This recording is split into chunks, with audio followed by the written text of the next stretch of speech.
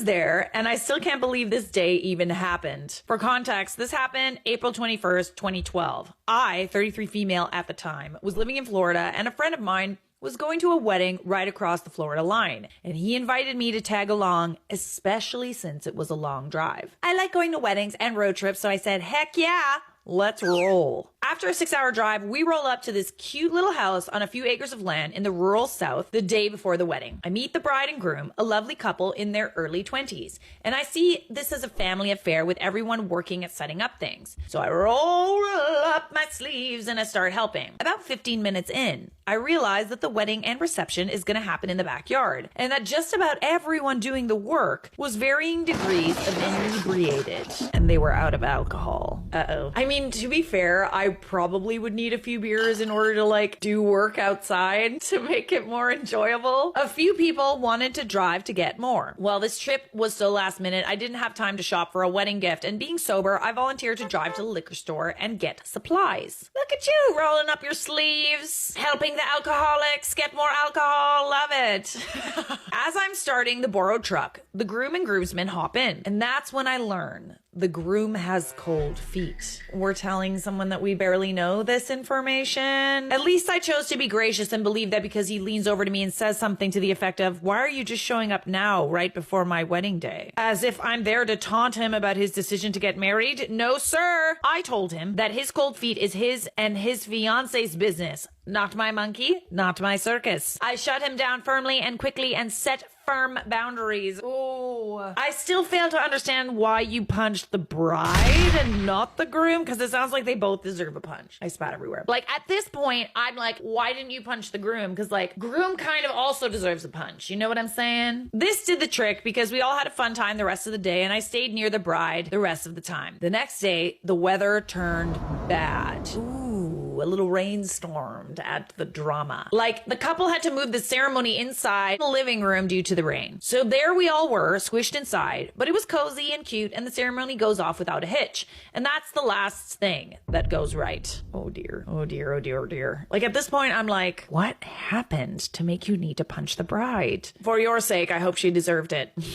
Earlier that morning, we set up the food table under a fancy tent rental with pretty decorations, filled with hors d'oeuvres, flower arrangements, etc. The whole 9 yards. We figured even if it was raining, we would drive because the tent had walls with built-in plastic windows. I'm familiar with those tents. As we are about to exit the house and start the feast, the storm arrived. I like house in all caps. The tent stakes began to come loose, and so a few of us went out to try and hold the tent down while the guys secured the stakes. But as I grab the closest part of the tent near me, the wind pulls both me and the tent up into the air a few feet. This part is captured on video, but I'm wrapped in the wind-blown tent, so all you see is my feet. I'll try to post the tent pics here, though. Oh God, we've got pics? Oh, we've got pics. Oh yeah, those are some pics. The storm blows out just as quickly as it blew in, and there we were, me and 3 groomsmen soaked to the skin and painting. Oh, not painting, panting. You're panting, not painting. I'm like, oh, painting, that's fun. The food is gone. There's debris everywhere. The chairs and tables are overturned. The reception is effectively ruined. And now to the title story. The wedding party starts drinking. Remember, I bought alcohol the day before, and at the time, I was working as a bartender. I had put my skills to work for the newly married couple and made Jell-O shots, mixed drinks, etc., and was keeping the party going. Wow, you did all of this for someone that you don't even know? Impressive. So far, I like you.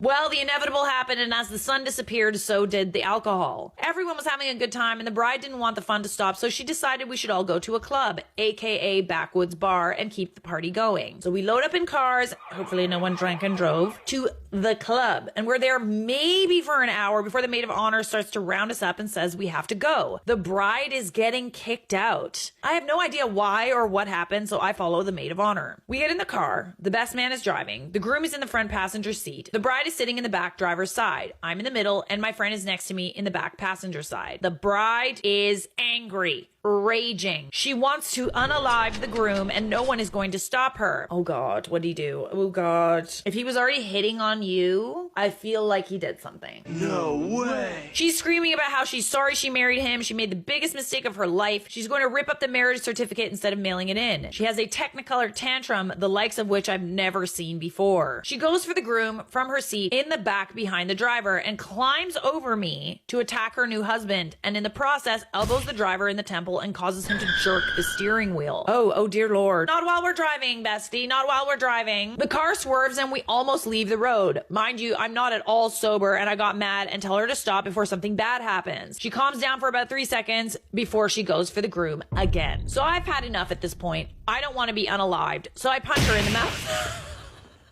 Oh my God. Oh my God. This is when I learned that people don't go to sleep when you hit them in the face. Like in the movies. I'm dead. No, they don't. Go to sleep, go to sleep. I feel like there could be a technique there, but I feel like you also need to have like a black belt in order to be able to know how to do that. I didn't want the car to crash, and my fear also made me react irrationally. This makes her even more infuriated, and we end up in a mini wrestling match in the back seat until I managed to get her into a headlock. I'm able to keep this little mini tornado of a woman from crashing the car until we get back to the house. The moment the car stops, she exits and runs to the front of the car with blood dripping from her lip to unalive the groom again, and my friend throws her over his shoulder, walks over to the kiddie pool and throws her in. Oh, I bet she loved that, eh? It's a good way to cool somebody off or make her even angrier, TBH. This finally has the desired effect and she snaps out of her rage. Oh, cool. Yeah, I also feel better after I take a bath. Anybody else need to like be in water to like calm their rage, or is that just me? It's also like you get too drunk and like taking a nice little shower or bath skis, that helps a lot. I can see from the porch light that her lip is split and bleeding, and I feel terrible about the whole thing. I take her inside and get her showered and put her to bed and finally get the story from her. Ooh, oh God. Oh no. She caught her new groom in a compromising situation at the bar with another woman on their wedding day. Oh God, and then you punched her? Oh dear Lord. That's gonna be a yikes for me, dog. I mean, this isn't an am I the a-hole, but we'll decide that at the end. The next day as we're packing up the car, I apologized for hitting her and she apologized for putting us in danger and we hugged it out. Oh, that's good. That's good. I'm glad you guys were able to like smooth things over. I also told her about the groom's choice words to me on the trip to the liquor store so she could make an informed and sober decision. I told her she had every right to kick his sorry ass to the curb. She's an influencer now, and from what I see, it looks like she's still married to him over 12 years later. Wow, that's surprising. Really. I wonder who it is. She's even more beautiful now than she was back then, and he looks like a withered hillbilly. Keeps his spit can nearby. They have adorable children and the pictures online are idyllic, but I don't have any faith that the groom changed his ways, only that he got better at hiding his shenanigans. My goodness. Honestly, at this point, I feel like you should have punched the groom and not the bride. But like, I guess you didn't have that sort of information beforehand. You're not asking if you were the a-hole. I feel like in this situation, you acted under duress. I'm not sure if punching the bride was the best thing to do, but also like, what would you have done otherwise? Really? Strap her in. The headlock was a good choice. To be honest, I feel like she was acting reasonable, everything considered. Like, that is really the only reasonable response to catching your groom with another person on your wedding day. Florida, I don't need to read on, but I will. Why does everything like this always happen in Florida? I really hope Charlotte covers this story in one of her videos. Ask and you shall receive. Her reactions would be so hilarious. I'm sure she'd try to sleuth out who the bride is. You guys know me too well. So what the groom did was bad enough for the bride to try and get everyone into a ditch beside the road, but not bad enough to divorce him. Okay. I mean, that's a good point. Like, if you were this mad, bestie, you really should not have stayed with this person. You had a right to be mad. Like, definitely. At this point, you're an a-hole for staying with him, Miss Bride, Miss Thang. This is the kind of story you read with a hick twang. Listen here. I could have. There's a lot that would have been really funny with a hick twang. I punched the bride in the mouth on her wedding day. It's already funny. But hey, as I've said before, people with a southern accent tend to get kind of mad when I do that. So I'll spare everyone. I also don't really feel like it was written in a twang, so didn't feel like it was necessary. Well, that was a wild ride. Okay, so this is meeting my 16-year-old son for the very first time tomorrow. Oh, wow. Good for you. Hey all, to make a long story short, 17 years ago, my girlfriend at the time came to me and informed me that she was pregnant. We were in the process of splitting up when we found out. She already had one child from another gentleman and was undecided about her next moves, but it was likely that she was moving back with her parents to get some life things sorted. Her parents are approximately 14 hours away. We discussed options and what each of us would like with respects to the child. It was agreed upon that our number one intent was to provide the child with a safe and stable household in which to grow up. Adoption was the direction we were leaning in. Fast forward about 6 months into the pregnancy, she makes the decision to get back together with her first child's father and to attempt to repair that relationship. We discussed what would happen with the child's upbringing and that father one would be willing to accept full responsibility for the child and would accept him as if he were father one's own. Fast forward again to the child being about 1 year old. I received a phone call from the child's mother asking if I would like to meet. Just her and I discuss things and catch up. I agree. We meet and catch up. She gives me a couple of photos from the first year life. I'm also informed that the move back to be closer to the parents is happening at the end of the month. The only other contact that was made was approximately 5 years ago when I got an email with an updated email address for the mother. No other details were provided. One final fast forward to Sunday of last week, I received a notification that the child's mother would like to connect with me via LinkedIn. It is of note that neither of us really keep any social media presence, as neither of us really see any point to it. Accepting the invitation, and I got a message via LinkedIn that said, "Hi OP, I apologize for seeking you out through business, but this was the only way I could find you to contact. This must be a bit of a surprise to hear from me out of the blue. I hope you're well. Child's name here is 16 years old. He's been asking questions about his birth father and genetics. I think he would like to meet you. If perhaps you might be interested, please contact me at phone number or email address. I only joined LinkedIn to be able to reach you.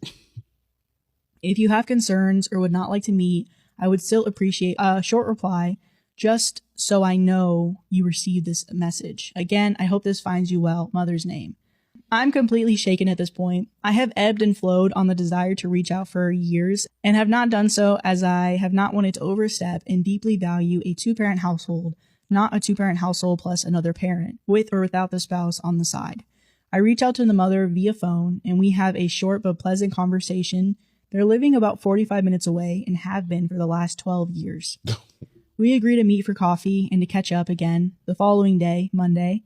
We talked for about 5 hours. I saw many photos, heard about the child's upbringing, his successes, his failures, some funny stories, all of the things that a parent would like to hear about their child.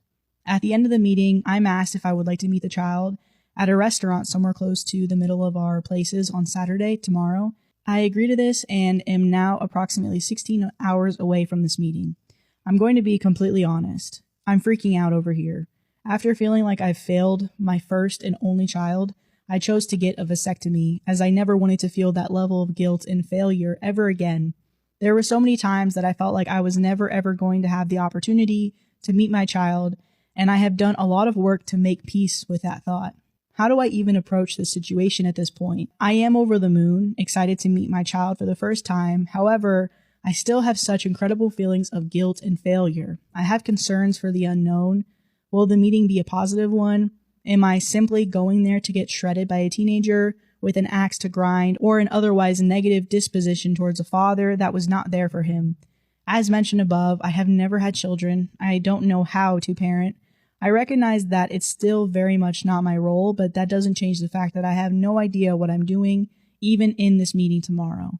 Any thoughts and opinions are very welcome. Update first off, I once again would like to express my sincere, heartfelt thank yous to every one of you that sent in such incredibly kind and thoughtful comments.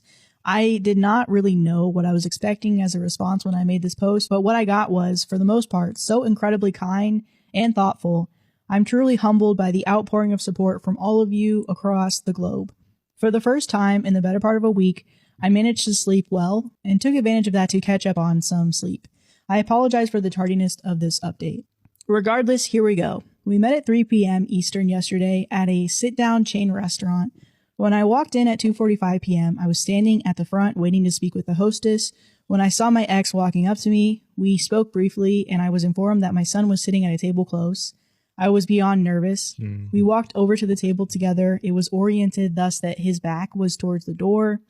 I let his mother lead, and she said in her typical calm and gentle voice, "Child's name, this is OP." We exchanged smiles, and I sat down across from him. As expected, the tension and nerves were palpable. All parties involved were very much wired for sound.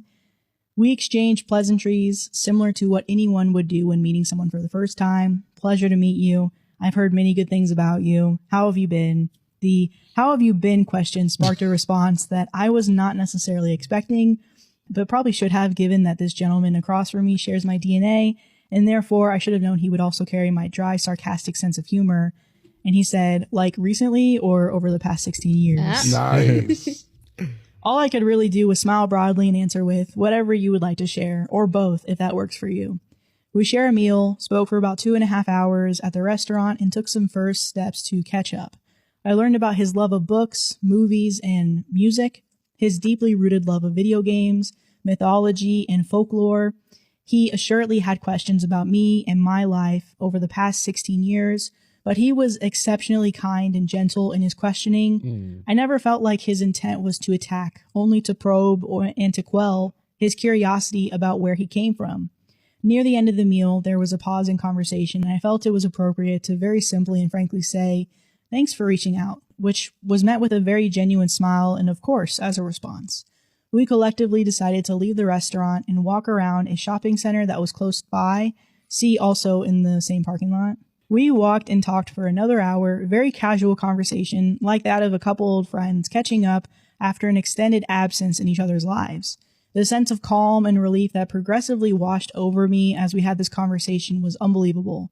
As the meeting came to a conclusion, both my ex and I reinforced that it is greatly the decision of my son if he would like to continue to foster a relationship, and that both of us would support, respect, and honor whatever decision that was made. After a moment of reflection, "I think that I would really like that," was uttered. It is not lost on me that there is a lot of work to be done, and that it's going to take a long time to do all of that work. I'm ready for it. I'm honestly willing to do what I need to do in order to make this right. I know that he has a lot to unpack, my ex has a lot to unpack, and I have a lot to unpack from this past week. I'm simply happy and content with the thought that things are moving in a healthy direction. We took a picture together before we left. I have it on my phone right now. I'm not about to post it for anonymity purposes of my child, but one thing that really stands out to me is that in the picture, we have the same damn smile. The world works in such strange ways, but I am a firm believer that things will unfold as they are intended to, and this is another step in my walk of life. Come what may, I'm here to accept it and work my ass off to cross any hurdle that may show. Thanks again. Am I the asshole for refusing to change my wedding date for my best friend's medical emergency? I, 23 female, am getting married in 2 months. 2 months? No, you're not the asshole. 2 months in wedding talk? Like, that's absolutely no time at all. That is no time, considering venues and people flying in, people that are traveling. Absolutely not. Like, nah, girl, you my bestie, you my ace boon cool, you my ride or die. But no, I can't change my wedding date 2 months beforehand. I can't do that. I'm sorry. No. My fiance and I have been planning this wedding for over a year, and everything is set. The venue, the caterer, the guest list, all of it. Recently, my best friend, 23 female, was diagnosed with a serious medical condition that requires immediate treatment. She's been a huge part of my life, and I understand that this is a major ordeal for her. The problem arose when she asked me to move my wedding date to accommodate her treatment schedule. Sick or not, your best friend is extremely selfish. Like, that's some selfish ass shit. Will you consider moving your wedding date to fit within my treatment schedule? The wedding date that has been set for at least a year now. No, that is fucking selfish as hell. My best friend says that she really wants to be there and that it would mean a lot to her if I could change it. However, changing the date at this point would be incredibly complicated and costly. I'd have to deal with rescheduling everything. Many of our guests have already made travel arrangements. I try to support her in every way that I can without changing the wedding date. I've been visiting her, helping her with research on her condition, and I even offered to help with logistics around her treatment. She's adamant that my wedding date is the only thing standing in the way of her attending her treatment. I feel torn. On one hand, I want to be there for my friend, but on the other, I put so much effort and money into this wedding that I'm not sure I can justify changing everything. My fiance is also upset and believes that the wedding should proceed as planned. So am I the asshole for sticking to my wedding date and not rescheduling it for my friend's medical situation? Absolutely the hell not. Absolutely not. Your wedding is about you and your fiance. That's all that you need to be worried about. If your best friend, unfortunately, is unable to make it, we wish that you could be here to celebrate with us, but we completely understand why you're not. But unfortunately, we are not going to change our wedding date to accommodate you. Who's to say that if you try to reschedule all of this shit, you're going to even be able to pull it off? What if the venue that you guys are at are booked out for the next 6 to 8 months? Then what? Sometimes venues book out for years in advance. Then what the fuck are you guys going to do? Then what you going to do? You're going to spend extra money to reschedule everything. What if half of your guests are not able to reschedule their plans? People take time off for weddings. Like, this is extremely selfish. Your best friend, and I'm going to put that in hard fucking quotes, is thinking more about her being able to shine at your wedding than your wedding being your fucking wedding. Like, it's not fair. It's not okay. Like, of course, it's not fair for your friend that she's going through what she's going through, but that does not give her the right to even suggest this shit. Like, it does not give her the right to even think that it's okay to ask you to reschedule the wedding you've been planning for over a year, 2 months before the date. No, we're not doing that. We are not going to do that. No.